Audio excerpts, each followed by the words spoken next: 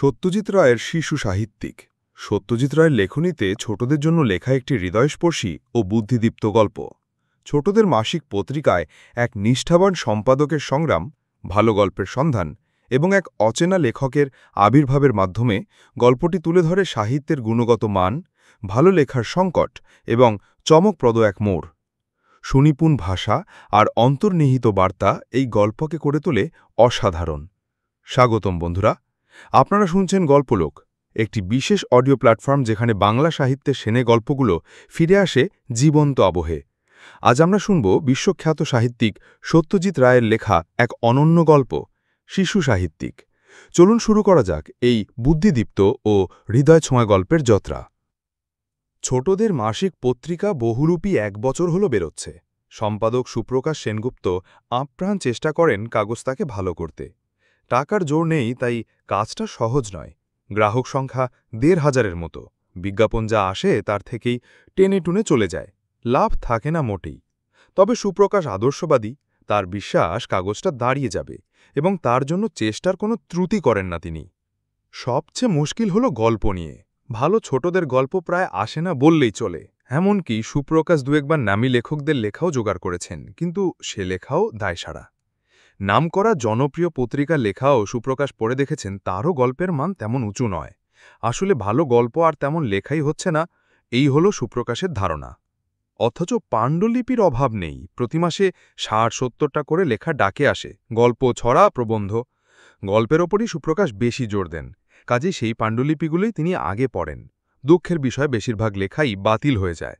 নতুন লেখকের অনেক লেখা আসে এবং সে লেখা পড়ি বোঝা যায় কাঁচা। মাঝে মাঝে সে লেখা পড়বারও দরকার হয় না। পাণ্ডুলিপির চেহারা দেখেই সুপ্রকাশ তাকে বাতিল করে দেন। শুধু পাণ্ডুলিপির চেহারা কেন, সময় সময় লেখকের নাম থেকেই বোঝা যায় সে লেখা পড়ে কোনো লাভ নেই। নদের চাঁদ ভর বলে এক ভদ্রলোক ৩খানা গল্প পাঠিয়েছেন, সঙ্গে ডাকটিকিট। সুপ্রকাশ সেগুলো না পড়েই ফেরত পাঠিয়ে দিয়েছেন। নদের চাঁদ ভর যার নাম, সেই লেখকের কাছ থেকে সুপ্রকাশ কিছু আশা করেন না। তাছাড়া পাণ্ডুলিপিও অপরিচ্ছন্ন। লেখা ফেরত পাঠাবার সময়ের সঙ্গে ছাপা চিঠি যায়, অমুক রচনা মনোনীত না হওয়ায় ফেরত পাঠানো হলো, নমস্কার আনতে ইত্যাদি। তেমনি বটকেষ্ট হোর, নকুরচন্দ্র হাতি, গজানন আইচ, এদের সকলের লেখাই সুপ্রকাশ না পড়েই ফেরত দিয়েছেন। তার মন বলেছে লেখকের নামের সঙ্গে লেখার উৎকর্ষের একটা সামঞ্জস্য থাকে।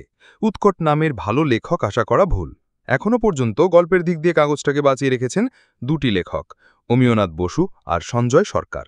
দুজনেই সুপ্রকাশের আবিষ্কার, দুজনেই নিয়মিত গল্প পাঠান এবং দুজনেই ভালো লেখেন। গল্পের বিষয় এবং ভাষা দুই। সুপ্রকাশের গরিব কাগজ, কিন্তু তাও এই দুজন লেখককে তিনি নিয়মিত পারিশ্রমিক দেন। লেখা যে সবসময় ডাকে আসে তা নয়, মাঝে মাঝে লেখক নিজে লেখা সমেত এসে উপস্থিত হন। হয়তো এনাদের ধারণা যে নিজে নিয়ে এলে লেখা মনোনীত হবার সম্ভাবনা বেশি। সুপ্রকাশ তাদের বলেন লেখা রেখে যেতে, মতামত যথাসময় জানানো হবে। একদিন দুপুরের দিকে সুপ্রকাশ তার ছোট্ট অফিসে বসে পাণ্ডুলিপি দেখছেন। এমন সময় একটি ধুতি পাঞ্জাবি পরা রোগা ফর্সা ভদ্রলোক একটা লেখার বান্ডিল নিয়ে তার অফিসে এলেন। সুপ্রকাশ মুখ তুলে চাইতে ভদ্রলোক বললেন, আমি একজন শিশু সাহিত্যিক, আমার নাম উজ্জ্বল বন্দ্যোপাধ্যায়। আমি কয়েকটা গল্প এনেছি আপনার পত্রিকার জন্য। আপনি অন্তত একটি যদি এখন পড়ে দেখেন। এখনই? সুপ্রকাশ কিঞ্চিৎ বিস্মিতভাবে প্রশ্ন করলেন। হ্যাঁ, আজকাল ডাকের বড় গোলমাল হয়, তাই আমি নিজের সঙ্গে করে লেখাগুলো নিয়ে এসেছি। ৩টে ছোট গল্প, আমার দৃঢ় বিশ্বাস আপনার পছন্দ হবে। আমি সেই প্রথম থেকে বহুরূপী দেখছি, কাগজটার উপর আমার মায়া পড়ে গেছে। কিন্তু কিছুদিন থেকে লক্ষ্য করছি পত্রিকার গল্পগুলো তেমন জুৎসই হচ্ছে না। আমি থাকি সেই নাকতলায়। আপনি যদি অন্তত একটা গল্প এখনই পড়ে আপনার মতামত দেন, তাহলে বাধিত হব। আমি এই চেয়ারটায় বসছি, আমার তাড়া নেই। সচরাচর আমি এ জিনিসটা করি না, বললেন সুপ্রকাশ। আমি জানি, কিন্তু আমার একান্ত অনুরোধ।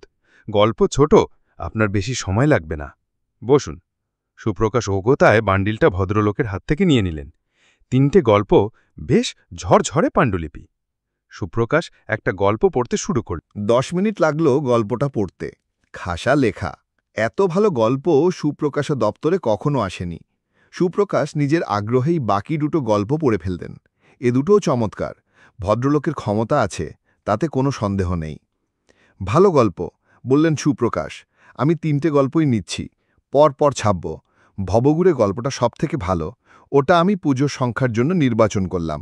আপনাকে যথাসময়ে উপযুক্ত পারিশ্রমিক পাঠিয়ে দেব। অনেক ধন্যবাদ। আপনাকে একটা কথা জিজ্ঞাসা করার ছিল। বলুন। আপনি কি সত্যভামা ইনস্টিটিউশনে পড়তেন? হ্যাঁ, কেন বলুন তো?